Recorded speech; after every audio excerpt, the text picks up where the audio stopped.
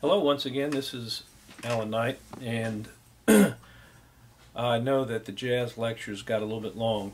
We had, I think, about 7 separate ones, and I think that's more than I've had so far in any chapter. But I don't apologize for it. It's a lot of good information, so please view all of them, some of them more than once if you want. They're there for you. So we move on to American popular music, and as a matter of fact, the last thing that we talked about in jazz was popular music. We talked about how jazz musicians would go to popular music as a resource, using some of those popular songs as vehicles to improvise on and to do their own interpretations, to create their own jazz style with a pop song. Of course, popular music over time, over history, changes. One of the things that popular music, one of the hallmarks of popular music is that it's never going to be the same for every generation, or even for every couple of months or year. You have different styles that come and go. That's an important trait of popular music. And every generation, it seems like, my parents had swing music. That was the music that they loved. And as I said, swing music was the most popular music for jazz. And then later on it was Elvis Presley and rock and roll. That was definitely a generation gap there, where the older generation could not understand this rock and roll that the young people were listening to, and so that got to be a source of contention between the generations. And of course that's the way it is now with rap. People who listen to hardcore rap or gangster rap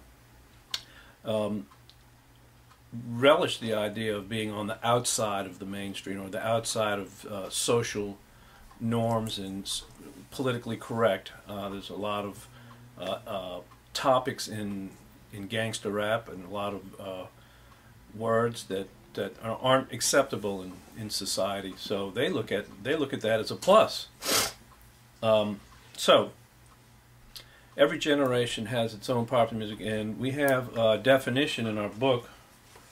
And it serves a good purpose. It's just a general definition. It says right here on page 102 that popular music is music known by the majority of interested people at any given time. That's really a blanket statement there, but it's true. Interested people, people who don't listen to music or aren't really concerned about music, are not interested. The people who consider themselves music fans and music lovers have their own particular type of pop music. And down a little bit further it says, music that is popular has the widest appeal and is purchased and enjoyed by the largest number of people. And so that definition kind of nails it down a little bit more to money. They purchase it.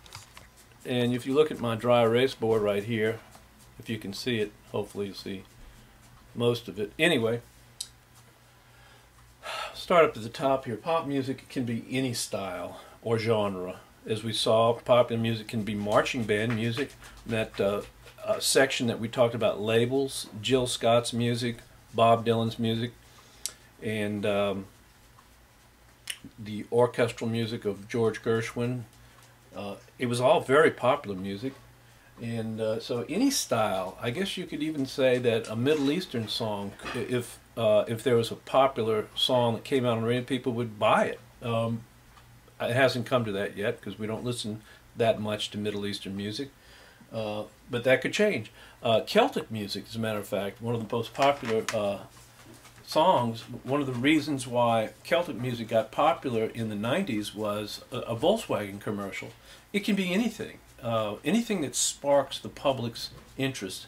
Popular music could be that song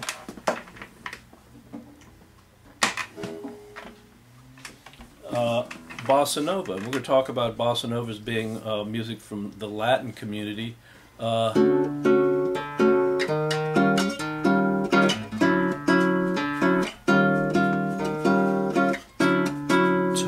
and tan and young and lovely, the girl from Ipanema who's walking, and when she passes, each time she passes goes, from Ipanema. If any of y'all are familiar with that song, that was on the radio when I was a kid in the 60s. It was all over the radio. It was a popular song. and it defied the usual rock and roll, soul, and those genres right there, and it broke out of that mold. It doesn't happen a lot, but it does happen. Okay, let's take a look again over here. Widest appeal, we've already talked about that. At any given time, the music that has the widest appeal and a mass audience. Okay? Accessible. You have to be able to hear it.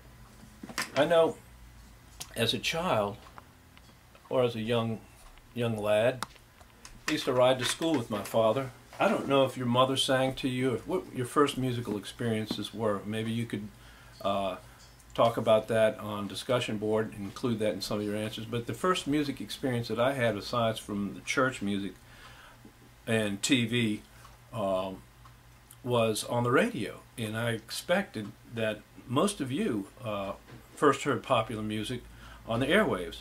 And my father would take my older sister and I to school, and we'd listen to the station of the day. It was a station that included music like today, B106 or WNOK. I forget what stations, country music stations that play country music, and you have the oldies, and you have the standards of the rock classics and things like that. But in those days, it was popular music. It was music of I could sing some of the songs, but there's just a wide variety. In New Orleans, you had a mix. You had to have the white music, but you also had to have a little bit of the black music. Now, you had black radio stations that played all black music, but since my father was white, we didn't listen to those stations, and so I didn't know much about that music until later on. And unless we had bands and musicians and artists that crossed over, and that's a term you should probably know about, crossing over. A crossover song would be a song, say, by a black band that crossed over into white audience. Motown did that very successfully. And so it has to be accessible. Records, back in my day, records were the modus operandi. It was the way that you purchased music. Then it became cassettes. There was a short time when you had 8-tracks, and 8-tracks actually sounded pretty good because they were wide tape, and you could get a lot of magnetic material on there. And then, of course, CDs, and now MP3s. So that is an important consideration. But even more important is marketing. And I want to show you down here. We're going to skip a little bit down to the bottom here. Marketing, advertising, distribution, they're critical.